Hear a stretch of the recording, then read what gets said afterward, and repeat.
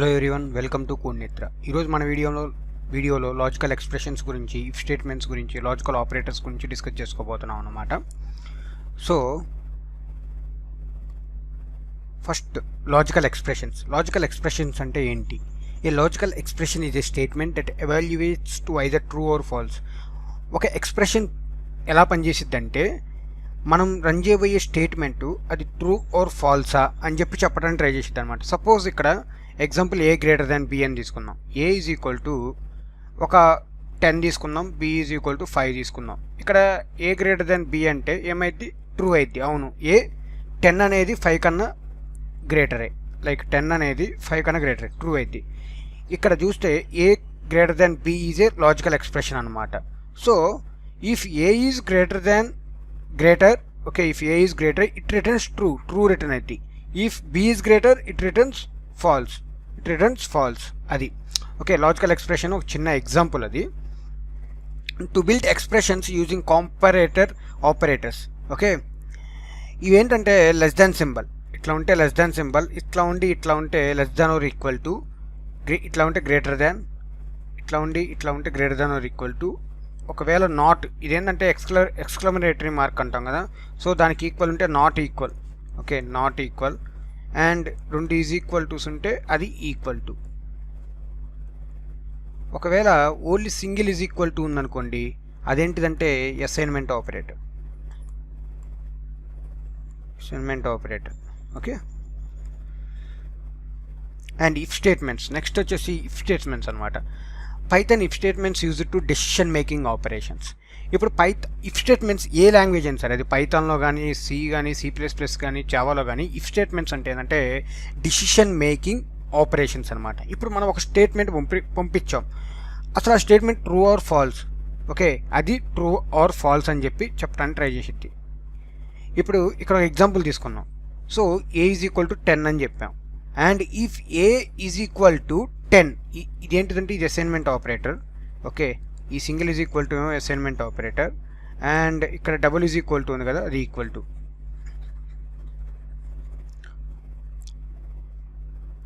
Okay, single is equal to ఏమో assignment operator, and double is equal to అనేది కదా, అది ఈక్వల్ టు.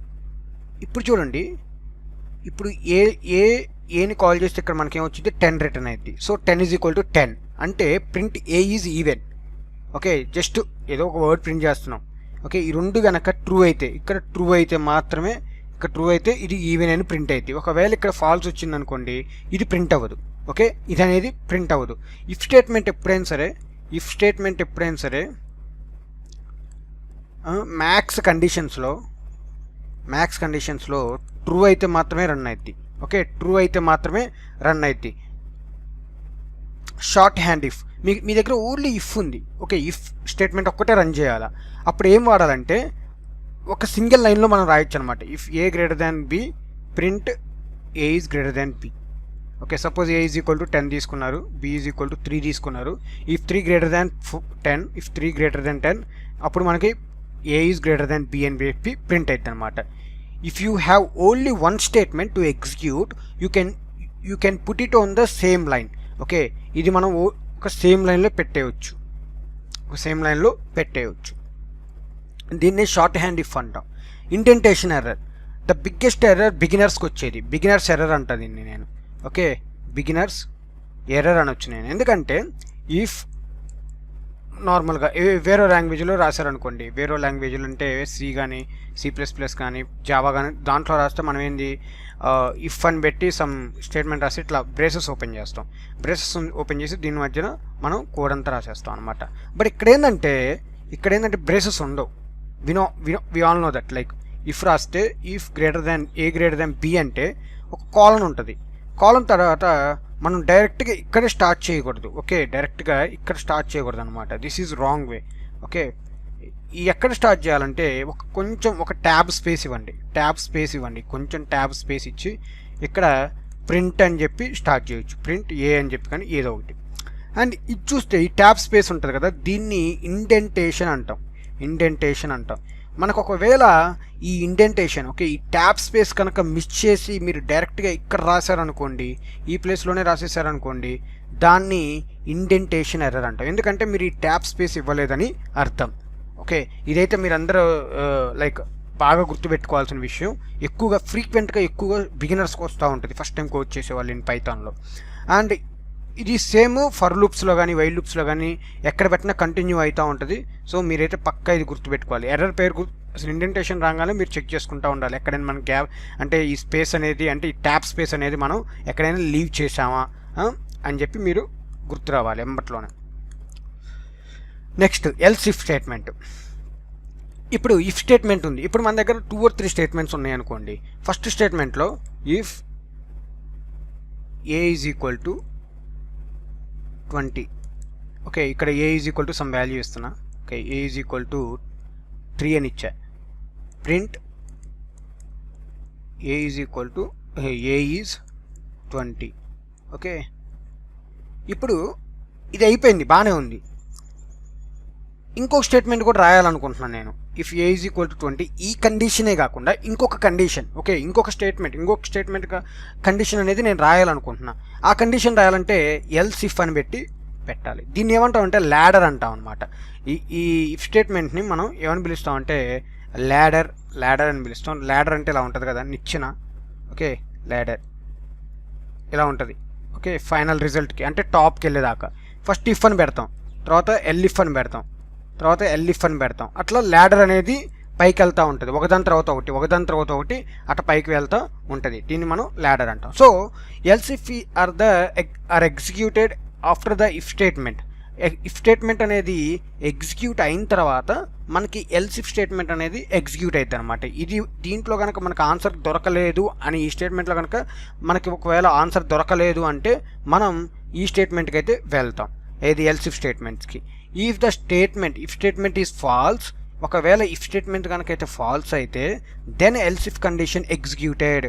అప్పుడే మన ఎల్స్ ఇఫ్ స్టేట్మెంట్ అనేది ఎగ్జిక్యూట్ మాత్రమే అయింది. ఇప్పుడు చూడండి, a is equal to 33, b is equal to 33, a b 33 ఇచ్చేసాం. If b greater than a అంటే ఇక్కడ బి 33 గ్రేటర్ దాన్ 33 అయితే అవ్వదు, సో ఫాల్స్ ఇది. Print b is greater than A, falls అయింది కాబట్టి దీంట్లోకి ఎంటర్ అవ్వం అనమాట. సో ఇది ఫాల్స్ అవ్వగానే మనకి ఏం ఎగ్జిక్యూట్ అవ్వాలా, ఇది ఎగ్జిక్యూట్ అవ్వాలా. Else if A is equal to b అంటే 33 is equal to 33, yes it's equal and a and B are equal. This is the best example I think మీకు. లైక్ మళ్ళీ చెప్తున్నా, a is equal to 33, b is equal to 33. If b greater than a, ఒకవేళ 33 is greater than 33 అయినప్పుడు అవ్వదు కదా, ఎట్లా కాదని ఇది ఫాల్స్ అవుతుంది. సో ఫాల్స్ అవటం వల్ల మనం ఏం చేస్తామంటే బి ఈజ్ గ్రేటర్ దాన్ ఏ అని చెప్పి సో ప్రింట్ చేయమన్నమాట. ఈ బ్లాక్ ఏంటంటే డైరెక్ట్ ఇక్కడ నుంచి ఇక్కడికి షిఫ్ట్ అయిపోయింది. Else if A is equal to B అని పెట్టాం. So 33 is equal to 33, so రెండు ఈక్వల్ కాబట్టి print A and B are equals. Else statements. The else keyword catches anything which isn't caught by preceding conditions. దీనికి ముందర ఉన్న అంటే if if conditions కనుక ఏమీ వర్క్ అవ్వకపోతే ఇంకా డైరెక్ట్గా ఎల్స్లోకి వెళ్ళిపోతాం అనమాట. అంటే ఫైనల్ కండిషన్ ఇక ఏమీ లేకపోతే ఇంకా ఫైనల్ కండిషన్ ఎల్స్లోకి వెళ్ళిపోతాం. అంటే ఏ ఈజ్ ఈక్వల్ టు 200 ఇచ్చాం, బి ఈజ్ ఈక్వల్ టు 33 ఇచ్చాం. 200 okay 33 is greater than 200, b is greater than a అన్నాం కదా. So 33 is greater than 200. Print b is greater than a. ఇది మనకి ఎట్లా ఎగ్జిక్యూట్ అవ్వదు, ఫాల్స్ ఇది, ఈ condition false. Else if A is equal to b 200 is equal to 33 కాదు కాబట్టి ఇది ఫాల్సే. ఈ రెండు ఫాల్స్ అయినాయి. ఇంకా మనకు మిగిలింది అంటే ఎక్కడికి వెళ్ళాలంటే దీంట్లోకి వెళ్ళాలి, a is greater then b. Okay, ఏది ఎగ్జిక్యూట్ కాకపోతే లాస్ట్కి ఎల్స్లోకి వెళ్ళిపోతాం అనమాట. అంటే ఇఫ్లు ఎల్స్ ఇఫ్ల్లో ఎక్కడ మనకు కావాల్సిన ఆన్సర్ అంటే ట్రూ కండిషన్ దొరకకపోతే మనం డైరెక్ట్గా ఎల్స్లోకి వెళ్ళిపోతాం. ఓకే, ఎల్స్లోకి అనేది వెళ్ళిపోతాం. Else without else if condition we can write it. ఎందుకంటే ఎలా రాయొచ్చు అంటే మన దగ్గర ఓన్లీ ఒక కండిషన్ ఉంది, ఓన్లీ ఒక కండిషన్ మాత్రమే ఉంది. ఆ ఒక్క కండిషన్ మాత్రమే మనం చెక్ చేయాలనుకుంటున్నాం. ఓకే, ఆ ఒక్క కండిషన్ మాత్రమే మనం చెక్ చేయాలనుకుంటున్నాం. ఇక్కడ చూడండి, a is equal to 200, b is equal to 33. మనం ఏం చెక్ చేసుకోవాలనుకుంటున్నాం అంటే ఓన్లీ వన్ కండిషన్, అదేంటంటే బి గ్రేటర్ దాన్ ఏ అనేది చెక్ చేసుకోవాలనుకుంటున్నాం. ఇది తప్ప ఇంకేం మనకు అవసరం లేదు. సో ఇది తప్ప ఏదొచ్చినా మనకి ఇంకా లైక్ మనకు ఫాల్స్ ఆన్సర్, ఇంకా మనకు అవసరం లేదు అది. సో మనకి బీ గ్రేటర్ దెన్ ఏ అని వచ్చింది. సో ఇదేంటంటే మనకి రాంగ్, ఫాల్స్ ఆన్సర్ కాబట్టి సో ఎల్స్లోకి వెళ్ళిపోయింది. ఓన్లీ వన్ స్టేట్మెంట్ ఉన్నప్పుడు ఒక్క స్టేట్మెంట్ ఒక్క కండిషన్తోనే మీరు వర్క్ చేయాలనుకుంటున్నప్పుడు ఇఫ్ ఎల్స్ వాడండి. మల్టిపుల్ కండిషన్స్ ఉన్నప్పుడు ఇఫ్ ఎల్స్ వాడండి. ఒకవేళ మీకు ఎల్స్తో పని లేదు అనుకున్నప్పుడు ఓన్లీ ఇఫ్ కూడా యూజ్ చేసుకోవచ్చు. ఎల్స్ ఒక్కటి మాత్రం అస్సలు యూజ్ చేయలేం. ఇఫ్ లేకుండా ఎల్స్ మాత్రం యూజ్ చేయలేం. ఎల్స్ లేకుండా ఇఫ్ యూజ్ చేయవచ్చు. మళ్ళీ ఎల్స్ లేకుండా ఇఫ్ యూజ్ చేయవచ్చు.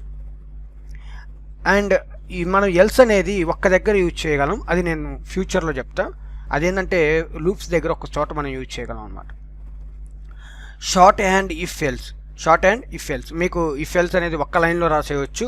If you have only one statement, ఒక్క స్టేట్మెంట్ని మీరు ఎగ్జిక్యూట్ చేయాలనుకుంటున్నారు, ఒక ఎక్స్ప్రెషన్ని మీరు ఎగ్జిక్యూట్ చేయాలనుకుంటున్నారు అన్నప్పుడు okay shorthand if else వాడండి.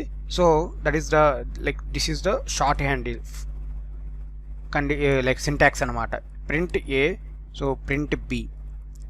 If A greater then b అయితే ఇది ప్రింట్ అయ్యిద్ది, ఎల్స్ ఇది ప్రింట్ అయ్యిద్ది. ఓకేనా? ఎలా అంటే కండిషన్ ఇఫ్కి ఓకే, తర్వాత ఇఫ్ స్టేట్మెంట్ రాయండి. ఇక్కడ if A greater then b, else రాసిన తర్వాత ఎల్స్ కండిషన్ రాయాలా. Okay, else condition. సో ఎలా రాస్తారు? Condition, if, else, condition. అంటే ఫస్ట్లో లాస్ట్లో కండిషన్స్ ఉంటాయి, మధ్యలో ఇఫ్ ఎల్స్ ఉంటుంది. అది ఫస్ట్ కండిషన్ ఏమో ఇఫ్కి, లాస్ట్ కండిషన్ ఏమో ఎల్స్కి. Okay, logical operators are used to perform operations on values and variables మీద లాజికల్ ఆపరేటర్స్ అనేవి పర్ఫామ్ చేస్తాయి. ఓకేనా? Logical and, logical or, logical not. ఇది ఎండ్గానే అంటే దీనికి ఏం సింబల్స్ ఉండవు ఇక్కడ, అండ్ ఆర్ నాట్ అనే అంటాం వీటిని. సో ఒకసారి చూద్దాం. Operators description. Okay, logical and truth if both operands are truth.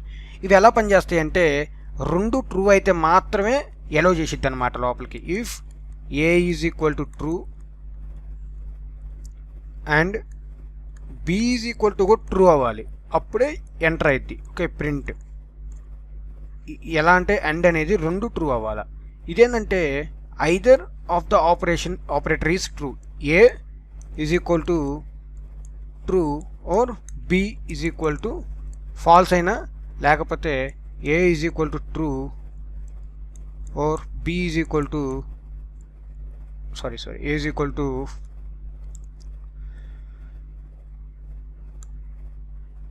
Falls, b is equal to true and a is equal to true or b is equal to true.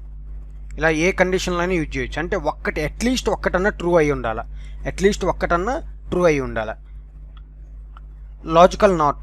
True is true if operator and is false. Okay, not అంటే ఏంటంటే ఇది కాదు అని. ఒకవేళ true అని పెట్టాం, not true అంటే ఇది ఫాల్స్ అనే కదా అర్థం. ఓకే, నాట్ ఫాల్స్ అంటే దీని అర్థం ఏంది? ట్రూ అని. అది కాదు అంటే ఇది అని. లైక్ ఇప్పుడు ట్రూ కాదు అన్నామంటే అదేంటిది? ఫాల్స్ అని అర్థం కదా. ట్రూ కాదు అంటే అది ఫాల్స్ కాదు అంటే అది ట్రూ. అట్లా వైస్ వర్సా అనమాట. ట్రూ కాదంటే ఫాల్స్ వచ్చింది, ఫాల్స్ కాదంటే ట్రూ వచ్చింది. లాజికల్ అండ్ ఆపరేటర్ ఉపయోగించడం చూడండి. Logical operator returns true if both the operands are true else the return false. రెండు ట్రూ అయితే మాత్రమే ట్రూ రిటర్న్ అయింది. ఓకే, రిటర్న్ ఏంటంటే ట్రూ అయింది అంటే ఎగ్జిక్యూట్ అయింది. ఈ బ్లాక్లో ఉన్న స్టేట్మెంట్ అనేది ఎగ్జిక్యూట్ అయింది. ఎల్స్ అనుకోండి, ఎల్స్ ఇంకా ఒకవేళ ఇది ట్రూ కాకపోతే ఇంక ఎల్స్ ఎగ్జిక్యూట్ అయిపోయింది. So A is equal to 10, B is equal to 12, A less than or equal to 10 అంటే ఈక్వల్ కదా. So true. B is greater than 10, B greater అంటే 12 గ్రేటర్ దాన్ 10 కదా. So true. రెండు true అయినాయి కాబట్టి greater than 10 అని చెప్పి print అయింది. Flow chart for and operator చూడండి. Flow chart a and b. ఇప్పుడు ఏ 10 తీసుకున్నా, బి 30 తీసుకున్నా. ఓకే, ఇప్పుడు ఈ రెండు ఇక్కడ మనం ఏమి ఇచ్చాం? A greater than equal to 10, B greater than 10 అనుకున్నాం అనుకోండి. ఈ రెండు ట్రూ అయింది కాబట్టి ఇక్కడ కూడా ట్రూ అయింది. ఓకే, మొత్తం ట్రూ అయింది. సో ట్రూ అయిన తర్వాత ఏంది? ఇట్లా వెళ్తాం. ఫస్ట్ ఏ ట్రూ అని చెక్ చేసుకుంటాం.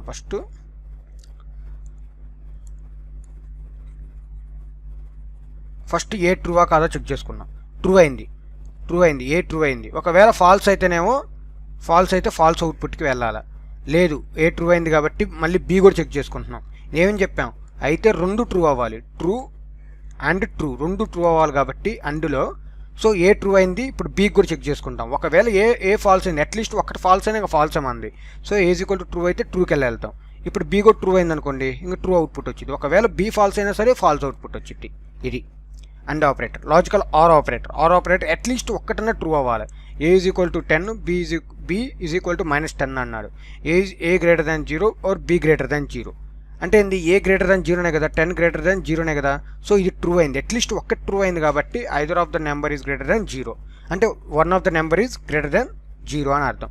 Else print no number is greater than 0, ఏ నెంబరు 0 కన్నా గ్రేటర్ దాన్ కాదు. ఎందుకంటే ఇవి రెండు కనుక ఫెయిల్ అయిపోయినాయి అనుకోండి, ఈ రెండు ఫాల్స్ వస్తే అప్పుడు ఫెయిల్ అయిన సిచ్యువేషన్ వచ్చి అప్పుడు ఇది రన్ అయింది. Flow chart of or operator ఒక ఫ్లో చార్ట్ చూడండి. ఏ ఆర్ బి, ఒకవేళ ఏ ఆర్ బి తీసుకున్నాం, ఏ ట్రూ అయింది, ఏ ట్రూ అయితే కనుక ట్రూ అవుట్పుట్, ఒకటి ట్రూ అయిన ట్రూ అవుట్పుట్ వచ్చింది. ఒకవేళ ఏ ఫాల్స్ అయింది అనుకోండి, ఇంకోటి ఉంది మనకు ఆప్షన్, ఇంకోటి ఉంది. సో దాంట్లో బి ట్రూ అయినా సరే మనకి ట్రూ అవుట్పుట్ వచ్చింది. ఒకవేళ బి కూడా ఫాల్స్ అయితే ఇంకా డైరెక్ట్గా ఫాల్స్ అవుట్పుట్. అంటే ఇక్కడ ఏంది, రెండు ఫాల్స్ అయినాయి అని అర్థం. ఒక్కసారి అండ్ ఆపరేటర్ కూడా చూసుకోండి.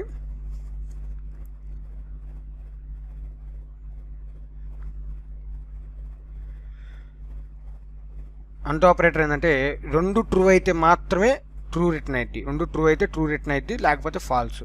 ఇందులో ఆర్ ఆపరేటర్లో అట్లీస్ట్ ఒక్కటి ట్రూ అయిన సరే, అట్లీస్ట్ ఒక్కటి ట్రూ అయిన ట్రూ ఓర్ ఫాల్స్, అట్లీస్ట్ ఒక్కటి ట్రూ అయిన సరే ట్రూ రిటర్న్ అయింది.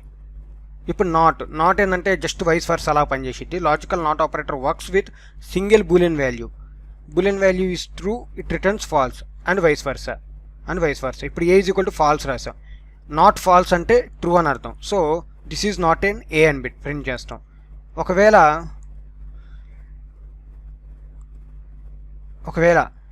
ఈ రెండు కాకపోయింది అనుకోండి, ఏదైనా XYZ ఏదో వాల్యూ ఇచ్చేసాం, అలాంటప్పుడు ఏం జరిగిందంటే దిస్ ఈజ్ ఏ అని ప్రింట్ అవుతుంది.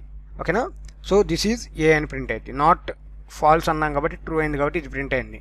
ఇప్పుడు నాట్ ట్రూ అన్నాం అనుకో ఫాల్స్ అవుతుంది, ఫాల్స్ అయినప్పుడు ఇది ప్రింట్ అవుతుంది, ఎల్స్ అనేది ప్రింట్ అవుతుంది. Flow chart of not operator. Not a is equal to true అంటే నాట్ ఏ అన్నాం కాబట్టి ఇది ట్రూ కాదన్నప్పుడు ఫాల్స్ అంటే ట్రూ అవుట్పుట్ ప్రింట్ అవ్వాలి, ఫాల్స్ అయ్యి ట్రూ అవుట్పుట్ ప్రింట్ అయ్యాలి. ఒకవేళ ఫాల్స్ ఇచ్చామనుకోండి అప్పుడు నాట్ ఫాల్స్ కాబట్టి ట్రూ అయ్యి ఫాల్స్ అవుట్పుట్ మాత్రమే ప్రింట్ అవుతుంది. అట్లా అంటే వైస్ వర్సా ప్రింట్ అవుతుంది, ఒకటి ఇస్తే ఇంకోటి ప్రింట్ అవుతాం, ట్రూ ఇస్తే ఫాల్స్ ప్రింట్ అవుతుంది, ఫాల్స్ ఇస్తే ట్రూ ప్రింట్ అవుతుంది. ఓకే, ఈరోజు ఏంటంటే మనం జస్ట్ కోడింగ్ గురించి ఏం మాట్లాడుకోవాలా దీంట్లో ఈ వీడియోలో. సో మనం ఓన్లీ ఒక పీపీటీ ఎక్స్ప్లెనేషన్ గురించే వెళ్ళిపోయాం. నెక్స్ట్ వీడియోలో ఏంటంటే మనం ఇప్పుడుదా చెప్పుకుందంటే VS కోడ్లో రన్ చేద్దాం. అసలు ఎలా వర్క్ చేస్తాయి ఈ ఆపరేటర్స్ అనేవి, ఈ స్టేట్మెంట్స్ ఎలా పనిచేస్తాయి, ఎక్స్ప్రెషన్స్ ఎలా పనిచేస్తాయి అండ్ డిఫరెంట్ టెక్నిక్స్లో వర్క్ చేద్దాం. ఓకేనా, సో అందరూ VS కోడ్ అయితే ఇన్స్టాల్ చేసుకోండి. ఇన్స్టాల్ చేయకపోతే ఫస్ట్ వీడియోకి వెళ్ళి చూసిరండి. Okay, thank you everyone, thanks for viewing the video.